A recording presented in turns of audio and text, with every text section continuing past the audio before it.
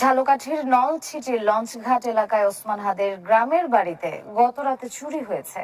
লুট করা হয়েছে নগদ টাকা ও স্বর্ণালংকার। আরো জানাতে সরাসরি যোগ দিচ্ছেন রতন আচার্য, যাচ্ছি তার কাছে। রতন, ওসমান হাদি এমনিতেই মৃত্যুর সাথে পাঞ্জা লড়ছেন, এমন একটি সময় তার গ্রামের বাড়িতেও চুরি হয়েছে। তো কি কি চুরি হয়েছে এবং তার পরিবারের আসলে এই মুহূর্তে কি অবস্থা, সার্বিকভাবে জানাবেন।